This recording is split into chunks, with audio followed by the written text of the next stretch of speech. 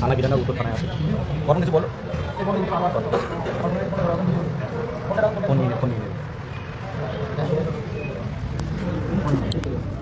Phone নিয়ে নেবে হয়তো। আমরা আসি এখানে বসে প্রখর বরং থানার মধ্যে হয়তো ফোন নিয়ে নেবে, তাই আমরা একটু আড়াল রেখে দিচ্ছি। আপনারা আসতে পারেননি, উত্তরবঙ্গ থেকে অনেকে এসে আপনারা দেখুন, আসে দেখুন।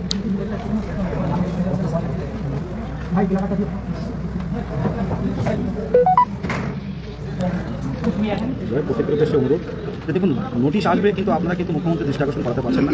আজকে দেখতে পাচ্ছি এত কম সংখ্যা কেন আসলো, এত কম সংখ্যা কেন আসলো? আমরা দিকে দিকে ইন্টারভিউ প্র্যাকটিস করছেন, ঘুরতে যাচ্ছেন, ঈদের আনন্দে আমরা আনন্দ করছেন, ঈদে ঘোরাফেরা করছেন, আর আমরা দেখুন প্রখর গরমে এই আমরা থানার মধ্যে আসলাম।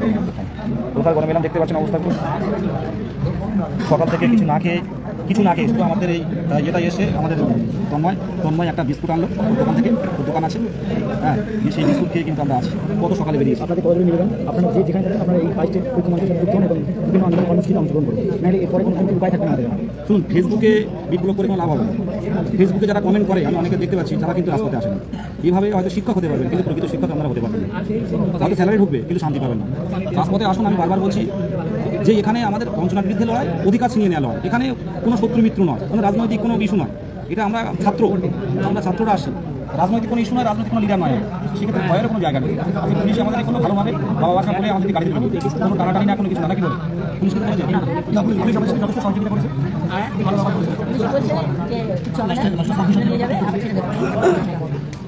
যাই হোক, আমি বলতে উদ্দেশ্যে বলছি, দেখুন আজ হচ্ছে না, কিন্তু কাল কিন্তু হবে। বাড়িতে বসে রয়েছেন তাদের জন্য বলতে চাই, আপনারা বাড়িতে বসে থাকেন, নিয়োগ করতে হাতে পেয়ে যাবেন। আন্দোলনে না আসলে কোনো নিয়োগ দেবে না সিএম।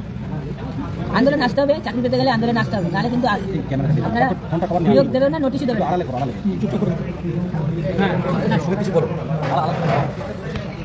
কি আর বলবো, নতুন করে বলার কিছু নেই। কারণ আমাদের দাবি আজ থেকে 2 বছর আগেও যা ছিল আজও একই আছে, অপরিবর্তিত একদম। আমরা যোগ্য চাকরি প্রার্থী 2022 সালে আমরা প্রাথমিক টেট পাস করেছি। কোনো রকম উৎকোচ, কোনো রকম ঘুষ, কোনো রকম টাকা, কোনো রকম মাটি আমরা কাউকে দিইনি। আমাদের নিজের যোগ্যতা, সম্পূর্ণভাবে নিজের যোগ্যতা আমরা পাস করেছি। কিন্তু তা সত্ত্বেও আমাদেরকে এতগুলো বছর বসিয়ে রাখা হয়েছে, একদম জোর জবরদস্তি। বিভিন্ন বাধাকে সামনে রাখা হচ্ছে অজুহাত হিসেবে, যেমন ওবিসি মামলা নামে পর্যন্ত আমরা করতে পারছি না, এরকম একটা বাধা, এরকম একটা অজুহাত আর কি। অ্যাকচুয়ালি এগুলো অজুহাত ছাড়া কিছুই না, তাছাড়া অন্যান্য অজুহাত ছিল এর আগে। তো আপনারা এতই যদি নিয়োগের জন্য তৎপরতা থাকে আপনাদের, তাহলে আপনারা এতদিন ধরে ওবিসির জন্য কেন সার্ভে করেননি? আজকে কেন মনে করলো কোর্টে ধাক্কা খাওয়ার পর? আচ্ছা, যদি করছেন তো 3 মাস যে সময় আপনারা চেয়ে নিয়েছেন, আপনারা পারবেন তো 3 মাসের মধ্যে সবটা শেষ করতে? যদি না পারেন, তার জবাব কে দেবে? এই যে যন্ত্রণা, এই যে কষ্টের মধ্যে দিয়ে আমাদেরকে যেতে হচ্ছে, এর জবাব কে দেবে? আপনি দেবেন না মাননীয় মুখ্যমন্ত্রী? কী চাইছেন? যে বাংলার এই যুব সমাজ দিনের পর দিন, বছরের পর বছর এভাবে পথে পড়ে থাক, পুলিশের মারকাট, রাস্তায় ধুলো মাখুক, এভাবে চলবে? আপনার শাসন এভাবে চলবে?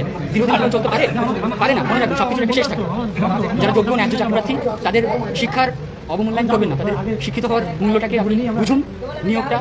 নিয়োগের যে প্রক্রিয়া, তার মধ্যে আনুন। যারা যোগ্য বলে সত্যি প্রমাণিত হবে, তারা নিয়োগ প্রক্রিয়া অংশগ্রহণ করে নিয়োগ পাবে, কারো এখন কোনো ক্ষমতা নেই। কিন্তু আপনি এইভাবে যে মিথ্যে অজুহাত দিয়ে বারবার করে চালাচ্ছেন, এগুলো ঠিক না। আপনি কিছুদিন আগে বললেন যে শিক্ষক নিয়োগের জন্য 1 লক্ষ শূন্য পদ আছে, আপনি যখন তখন শিক্ষক নিয়োগের জন্য 1 লক্ষ শূন্য পদে নিয়োগ করে দিতে পারেন। কিন্তু কোথায় সেই প্রতিশ্রুতি হয়ে পড়ে থাকে? এই বাস্তবায়ন কোথায়? আমরা প্রতিশ্রুতি হয়ে দেখতে চাই না পড়ে থাকতে, এগুলো আমরা বাস্তবায়ন দেখতে চাই। আপনি আজকে দেখতে পাচ্ছেন সুপ্রিম কোর্টে কি রায় এলো, 26,000 এসএসসির চাকরি বাতিল। এর দায়কার সব কি? যারা টাকা দিয়ে চাকরি পেলো তাদেরই দায় সব, নাকি যারা টাকা নিল, যারা এই অপব্যবস্থাটাকে চালু করলো, যারা তাদের দেখিয়ে বিভিন্ন সমস্যায় যারা আসতে পারেননি, সামনের দিন আসার চেষ্টা করুন।